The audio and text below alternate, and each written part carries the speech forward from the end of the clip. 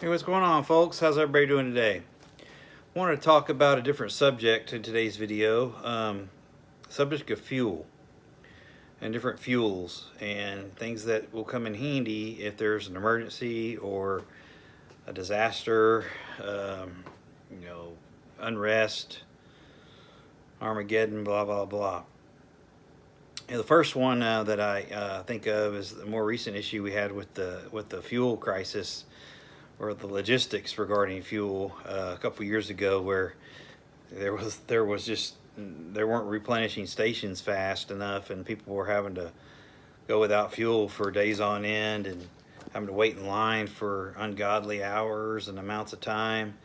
Regarding fuel for your vehicle, gasoline and diesel, there's nothing wrong with going out and storing 5, 10, or 15 gallons of gas or diesel for your vehicle, in your garage or your back porch, or whatever the case may be. You just want to store it safely and get some of this Sta-Bil fuel stabilizer or some other type product like it, and it'll make it last longer for up to a year or more. Just follow the instructions. But I use it, and I actually store like 25, 30 gallons of fuel on hand, just because you turn it over every year or so and refill them, and it's fine. It's not a big deal. The other big one is propane bottles, for your gas grill. You heard about these rolling blackouts and all this stuff, and electricity shortages, and even hear about electricity rationing in some areas. I mean, it's insane. So if you go get yourself a couple extra bottles of propane, you'll be able to at least cook if you have a grill, or maybe you have a turkey fryer or something like that, and you can use that as a burner if you have to cook. If you don't have a propane fueled range. If you just have electric, you're going to probably have a problem if you're in an area where there's power loss a lot. I'm sure a lot of you have already figured that out if you're in that type of area.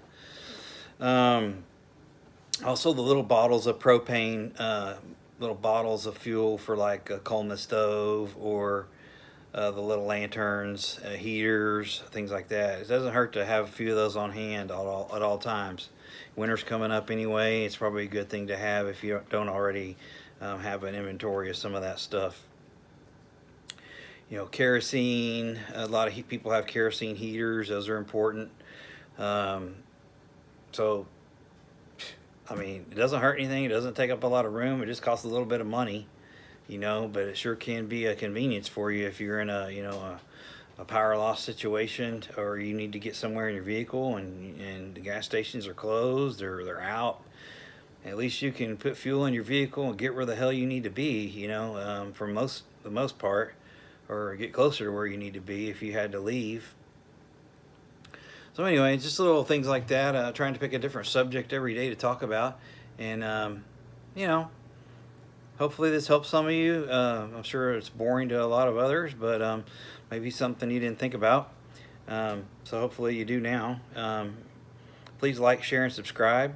I appreciate all the comments. I appreciate my subscribers, and I look forward to doing a lot more of these videos and keeping everybody prepared and on the same page, and being prepared for the future, because a lot of us know there's something going on. We just don't know what exactly, but something is ripe to happen, in my opinion, pretty soon here, and we've got time to tighten these things up and fill these holes.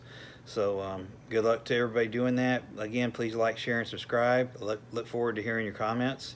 There's a lot of other ideas out there besides mine, so appreciate the follows and the likes and comments. Long live the Republic.